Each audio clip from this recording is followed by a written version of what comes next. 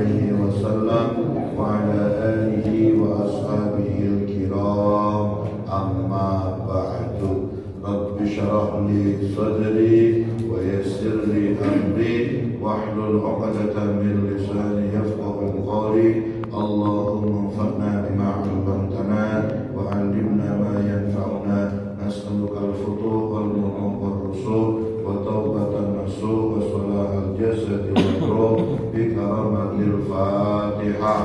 أعوذ بالله من الشيطان الرجيم بسم الله الرحمن الرحيم الحمد لله. Ada Abdul Roshid, Ibu dan jamaah yang dimuliakan Allah Subhanahu wa Ta'ala. Pada pertemuan yang lalu menjelaskan tentang wahyu yang Allah berikan kepada sebagian para nabi agar kita mau melaksanakan titahnya, kemudian jangan durhaka terhadap nasihatnya. Ya.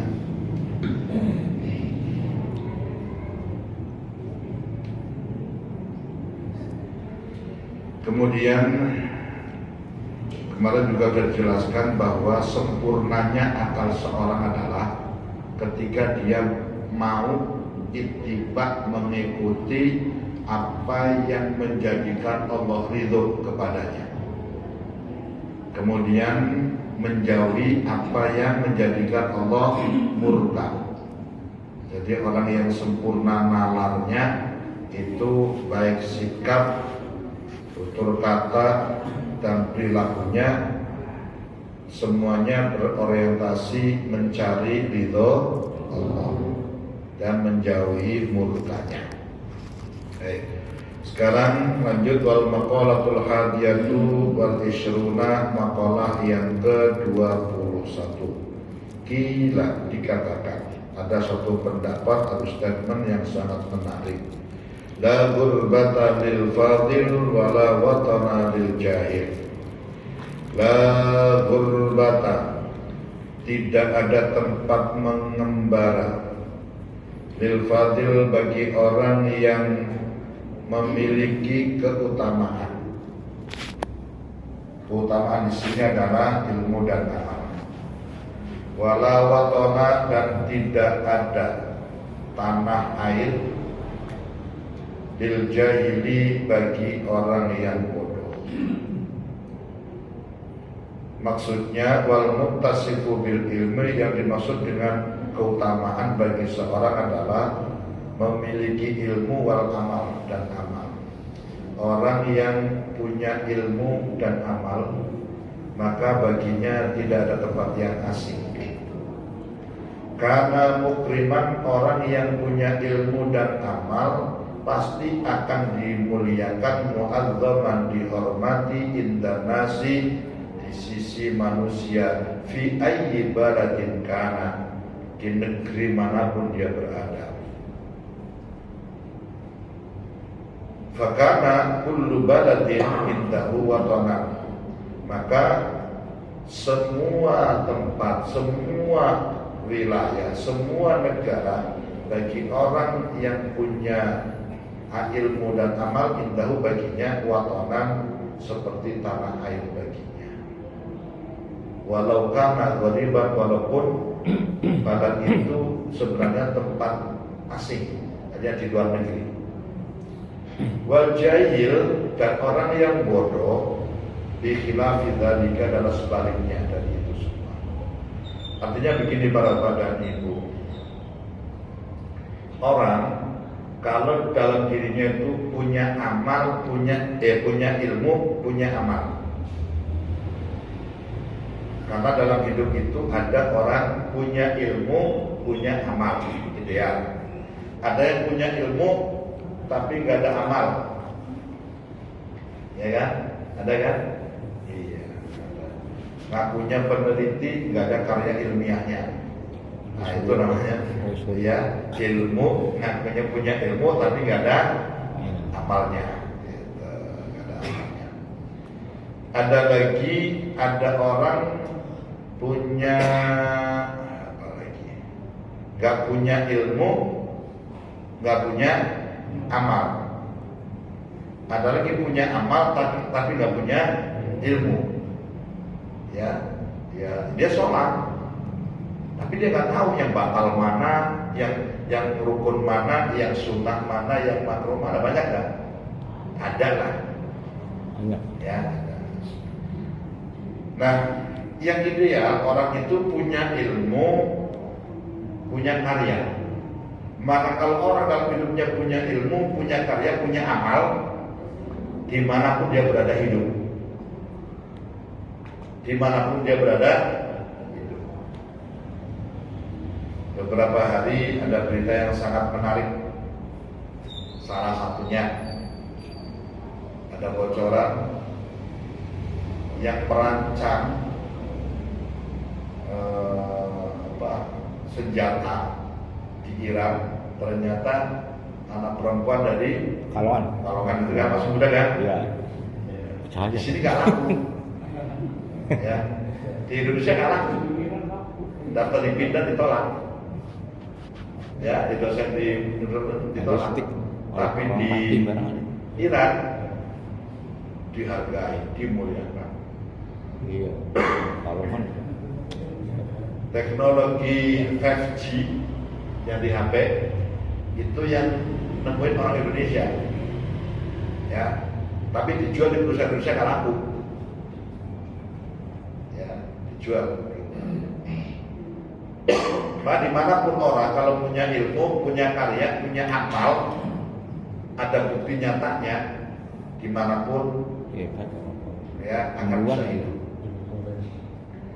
Oleh karenanya kita nggak perlu pusing terhadap nasib anak kita di masa yang akan datang, selama anak kita punya dua bekal tadi, ilmu, amal. Pasti dimanapun dia hidup, mau di ujung gunung sekalipun akan hidup dia, akan dihormati, akan dihargai. Sama seperti kisah Nabi Ibrahim. Nabi Ibrahim itu nabi, tapi kalau bahasa kita sekarang sekaligus peneliti. Apa sih orang alim, apa orang pintar, apa sih namanya?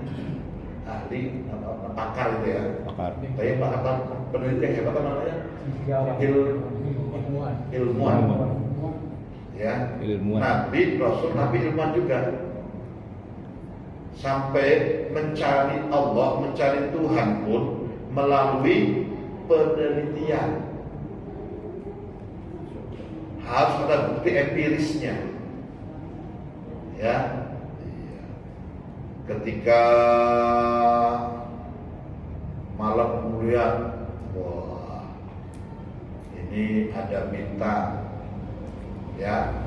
Kok malam gak jadi gelap gulita? Itu kan belum ada LN, ya. Maka dianggap karena itu benda langit jauh bisa menerangi, jumlahnya banyak, itu kali Tuhan. Tuhan kan dalam teorinya adalah sesuatu yang luar biasa. Ternyata pas bulan purnama muncul bulan terang benderang, bintang yang ribuan kelihatan nggak? Nggak kelihatan. Ya, iya. Kata Nabi Ibrahim, ini kali ini, kemudian, ya.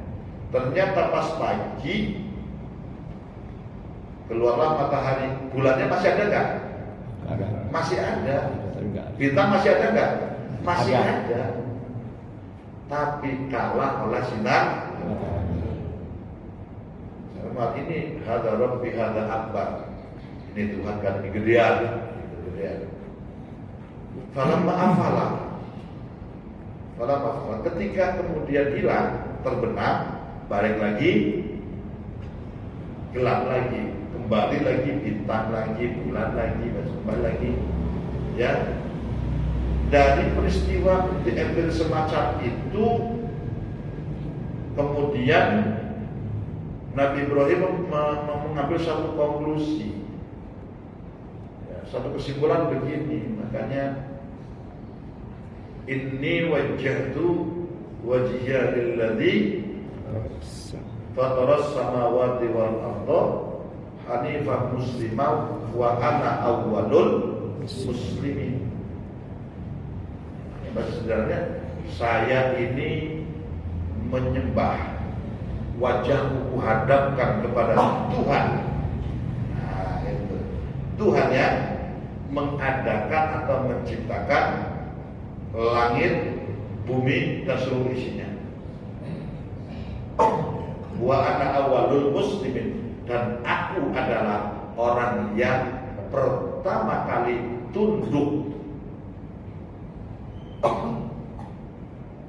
Maka Nabi Ibrahim dikenal salah satu julukannya Abud Tauhid. Jadi Nabi Ibrahim itu salah satu nabi yang punya gelar banyak. Kalau sekarang gelarnya bererot gitu kan. Beliau Nabi, Rasul, Nabi Ulul Azmi, ya, Abud Tauhid, Khalilullah, kemudian Abul Anbiya, bapaknya para nabi. Ya.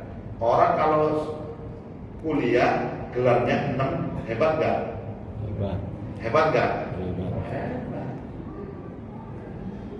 Ya, botak-botak deh. Itu Nabi Ibrahim. Dan Nabi Ibrahim hidup di 3 tempat. Di Palestina, di Mesir, dan di Mekah, termasuk di Irak, ya, di Mekah. 3 tempat beliau hidup, dan di 3 tempat itu beliau selalu menjadi tokoh masyarakat, menjadi pemimpin masyarakat, dan beliau menjadi orang kaya. Masyarakat pindah di sana jadi orang hebat, kaya. Pindah lagi orang hebat, kaya. Hebat kan? Karena beliau punya ilmu dan punya amal. Ya, karakternya kuat sekali. Ya, di antaranya pernah ditanya kan, pernah sampaikan, ya Ibrahim bi ayyi syai'in ittakhadhakallahu khalila. Ibrahim, apa sebabnya Allah mengangkatmu menjadi kekasihnya? Nanti juga ada. Resepnya 3. Ya, salah satunya nih satunya. Wa ma ta'asyaitu wa ma taghadaitu illa ma adhaif. Saya itu gak pernah makan, baik sore maupun pagi. Nabi Ibrahim makannya sehari 2 kali, ya, pagi dan sore. Illa ma adhaif, kecuali traktir orang, kecuali bersama tamu. Jadi kalau mau makan, nyari orang dulu buat nemenin, ya, buat nemenin. Dan itu gak pilih-pilih. Kalau Pak Haji Suhada kan traktirnya milih. Milih yang dikenal, milih yang baik, milih yang jaga, milih yang mintanya gak macam-macam kan. Masa yang ditraktir lebih mahal ya. Nabi Ibrahim gak pilih-pilih, siapa aja pokoknya orang jalan, mau pas jam makan, undang makan. Sampai dalam satu kesempatan, sekali jamuan makan, Nabi Ibrahim menyembelih 1000 kambing. Dalam satu riwayat ditambah 300 sapi. Bayangin aja. Kambing semurah-murahnya kan 3 juta gitu ya. Perasaan Jakarta ya. Nah kalau 1000 berarti berapa duit? 3 miliar ya. Ya kan? Itu kalau dihargain 3 juta. Nah kambing 3 juta kan kambing kecil. Iya. Kambing ABG kurang gizi kan. Nah, yang layak itu kan 5 juta. Berarti 5 miliar. Ada nggak orang Cipayung sekali jamuan makan 5 miliar? Ada yang bikin hajatan 5 miliar, tapi kan ngarepin kondangan, ya kan? Nabi Ibrahim juga itu jamuan biasa, ya jamuan biasa. Ya. Dan itu di sini di lubang buaya ada yang niru, ada yang niru walaupun nggak persis kayak sakrif. Jadi pondok pesantren Nurul Ibadah itu beliau sejak muda, ya, sejak pulang dari pondok, setiap malam Jumat, Kamis malam Jumat motong kambing untuk disedekahkan sampai beliau wafat 2 tahun yang lalu, umur 92 tahun. Ya kira-kira kalau mondok pulang umur 20 tahun, berarti dari umur 20 sampai 92 berapa? 72 tahun. 72 kalau setiap minggu ya, nah, berarti kan setahun itu kan 52 minggu kali 72, berapa kandang itu kamunya? Ya, iya itu beliau istiqomah. Ada gak ada duit, tetap istiqomah semacam itu. Jadi dari mulai umur 20 ya, saya hitung dulu 52 kambing, 52 minggu ya, berarti 52 kambing kan sekali kan, kali 72 3.744 kambing. Kalau itu dikali 5 juta, kali 5 juta 18 miliar 720 juta. Dia ketika peristiwa G30S adalah RW di situ, di lubang buaya. Ya, hebat ada orang Cipayung itu loh. Ya, cuma bedanya beliau sampai jumlah itu 72 tahun. Nabi Ibrahim hanya sekali jamuan. Iya. Yang bedakan di situ, ya, bedakan di situ. Nah, banyak juga orang yang asalnya nggak ketahuan, tapi dimanapun selalu jadi orang hebat. Contoh sederhana, kita kenal sahabat Salman Al-Farisi, ya, itu perantau itu dari Persia. Persia sekarang apa? Persia sekarang apa? Suriah. Iran kan? Dari Iran ke Arab, dari Syam. Ahli strategi perang.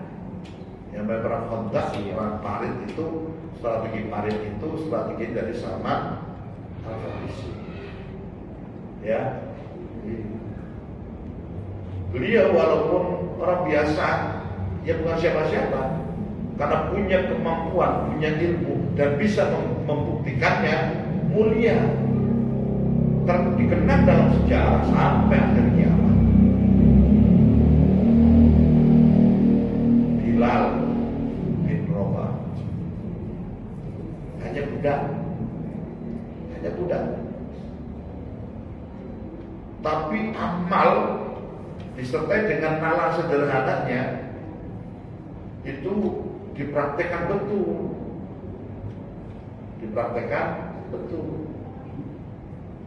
Ya dimuliakan. Pokoknya apapun dan siapapun, kalau dalam hidup ini punya 2 bekal, ilmu dan amal, hidup gimana pun kau khawatir.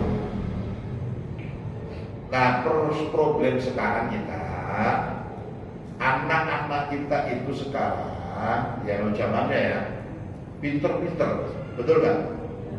Anak kita pinter-pinter, tapi mohon maaf kreativitasnya lemah, kurang kreatif. Ya, pinternya niru, pinternya niru. Dan itu ya temporer, dan bisa tahan lama.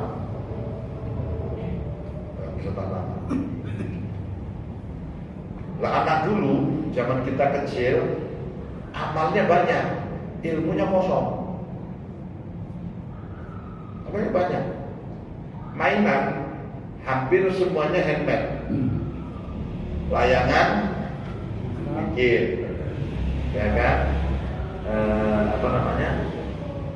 Gasing bikin, ya, bikin. tembakan bikin, mobil-mobilan bikin. Ya kan? Lo mau dari kulit jeruk kan? Iya. Yang perempuan, ya kan? Main biji jeruk asam, ngumpulin itu asapnya, kocetin satu-satu, mantap, ya. Paling yang beli hanya congklak sama apa namanya? bekel, Bekel. Ya, itu beli mahal tuh bekel. Ya. Congklak pun kadang masih pakai batu doang ya. Yang bagus pakai papan atau kayu gitu kan. Anak sekarang serba COD apa aja. Iya. Aduh. Ya, jadi kreativitas terbatas. Iya. Mohon maaf. Di Cina hari ini pendidikan dasarnya itu justru merangsang kreativitas anak.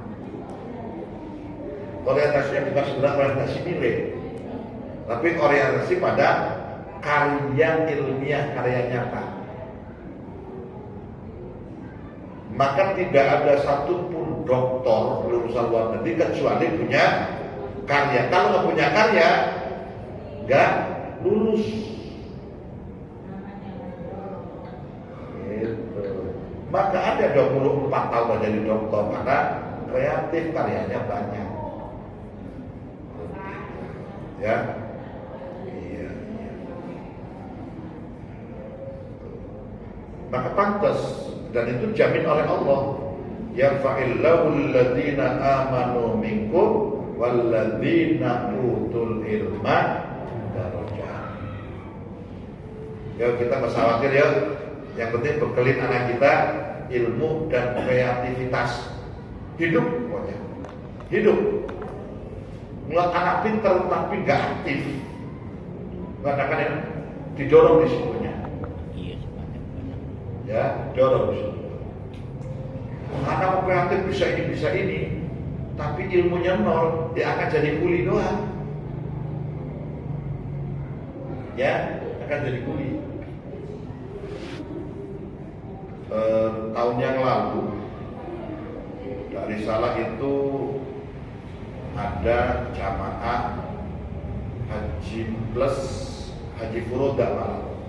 Haji furoda muridnya adanya kiai yang punya pesantren di Kendal. Itu bapaknya awam, petani lotok, ibunya apalagi, tapi punya prinsip mondokin anak, dan anak harus berbakti kepada kiainya semaksimal dia punya bakti. Nah, rupanya anaknya itu kreatif, cerdas, desain grafisnya bagus, sehingga sering bikin logo termasuk dengan nilai filosofisnya, panduannya, dan berbagai bentuk aplikasinya dari perusahaan-perusahaan luar negeri sampai perusahaan-perusahaan nasional. Melansi produk baru, logonya kayak apa, warnanya kayak apa, filosofinya apa, bentuknya apa, itu tuh yang karena dia. Nah, anaknya mah nggak kelihatan ini lah, nggak kelihatan ini, mau pakai sarung, baju koko, jalannya utuh. Tapi setiap tahun minimal 5 miliar dia dapat order. Minimal itu. Satu orderan itu yang ditangani ya harganya sudah di atas 500 juta. Kalau saya ada teman saya dulu meninggal, desain grafis juga, pinter gambar, tapi nggak kreatif, kurang kreatif, hanya 3 juta. Nah kemarin saya sempat nanya, kok sampean ngumurin kiainya? Iya, sebab saya pengen bapak dan ibu saya dijamin bimbingannya di tanah suci. Sekaligus saya bakti sama kiai. Nah kiainya mau berangkat sendiri, ya kata ibunya, Mas kalau kiai berangkat, kiai ngobrol sama bapak, lah ibu ngobrol sama siapa? Tak sama kiai segen. Ya nama laki-laki, orang perempuan. Gimana bu? Itu aja punya, suruh ikut aja. Akhirnya didaftarin juga di Furoda. Akhirnya 4 daftarin 4 kali 400 berapa? 1,6 M. Ya 1,6 M. Itu baru biaya pokoknya. Semuanya ditanggung. Seragam untuk keluarganya ngantar ke Jakarta minum 3 hari, ya pulang oleh-olehnya udah disiapin. Dia habis 2,5 M untuk memberangkatkan kedua orang tua dan kiai serta istrinya. Kata dia cuma 2 M. Kok cuma 2 M? Ya, iya orang kan cuma 2,5 M karena ini order saya yang turun dapat 5 M. Untuk order dapat 5 miliar, habis separuhnya masih banyak kan? Ya Allah, kalau bilang orangnya bener, sangat sederhana, ya. Jadi baca dan potongannya kayak itu, cuma badannya agak kecilan. Sama iman kurang tinggi iman.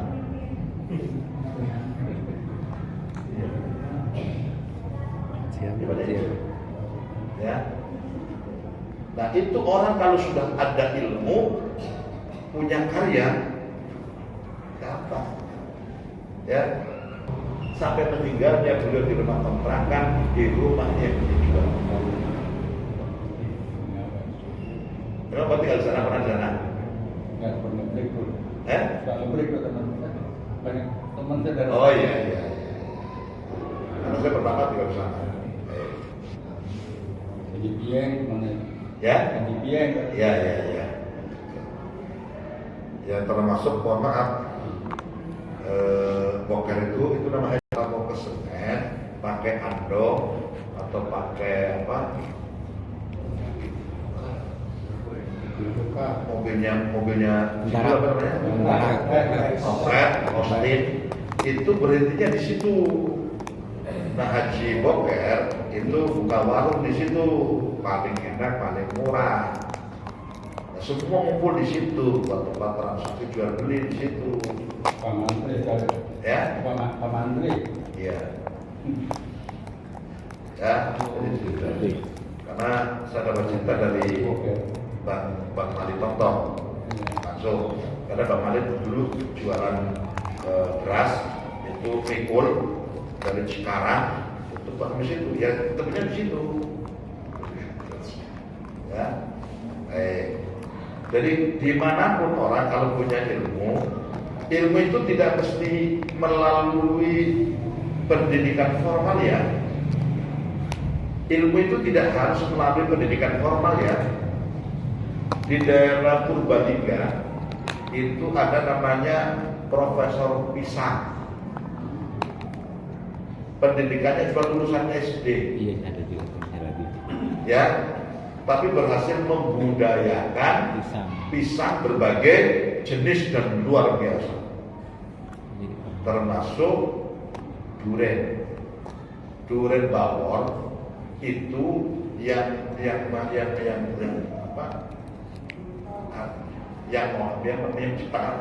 cetakan menjadikan itu syaratnya adalah fatona, cerdas, ya rukun apa sifat wajib Rasul ada 4 ya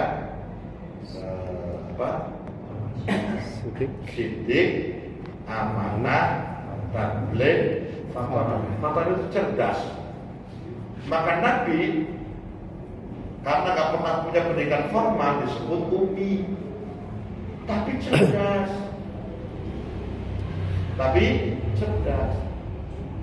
Visioner. Maka ketika sudah diangkat menjadi Rasul, ada ayat untuk perintah dakwah, fasda bima tu'mar wa aqlid an jahilin. Ya. Laksanakan apa yang diperintahkan, tinggalkan orang-orang bodoh. Yang dilakukan oleh Nabi adalah membentuk lembaga pendidikan namanya Darul Arqam di rumah Arqam bin Abil Arqam. Itu lembaga pendidikan formal yang dibikin oleh Nabi pada waktu itu. Yang pendidikan non formalnya ada di emperan masjid. Ya. Ada sahabat yang dapat yang dapat biayanya lah. Ya, mau modal dengkul aja, tapi mau ngaji itu tidurnya di emperan masjid nunggu sabdanya Nabi. Maka disebut ashabus sufa, penghuni serambi masjid. Salah satu lulusannya adalah Abu Hurairah. Ya, benar. Ya mohon maaf.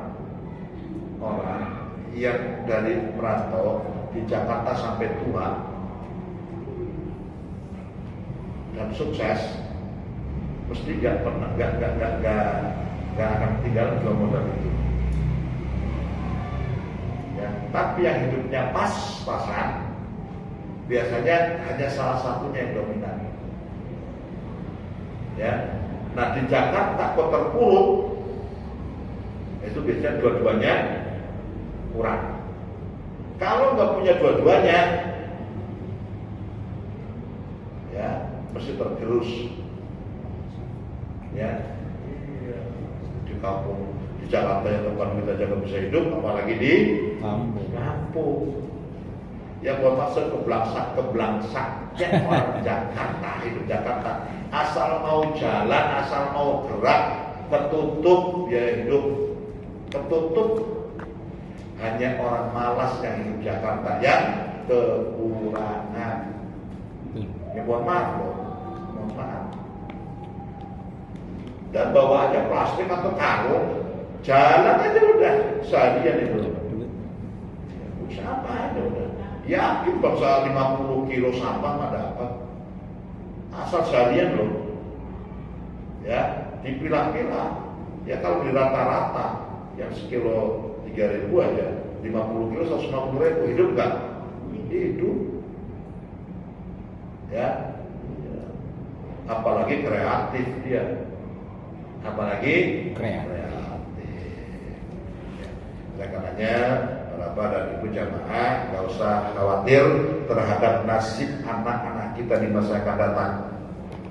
Kita orang tua sering loh banyak penyakit orang tua justru stres mikirin masa depan anak, apalagi yang orang tuanya kaya, lihat anaknya kok gak ada bakat kayanya, orang tuanya pinter, lihat anaknya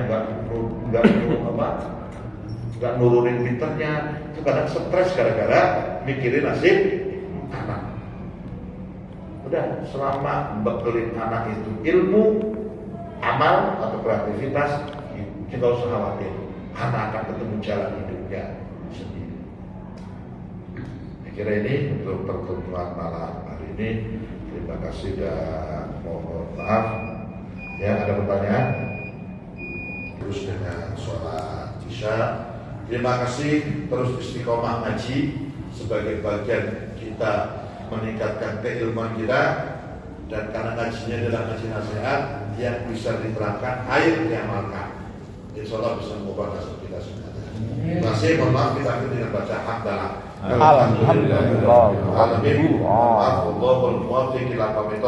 Wassalamualaikum warahmatullahi wabarakatuh. Waalaikumsalam warahmatullahi wabarakatuh.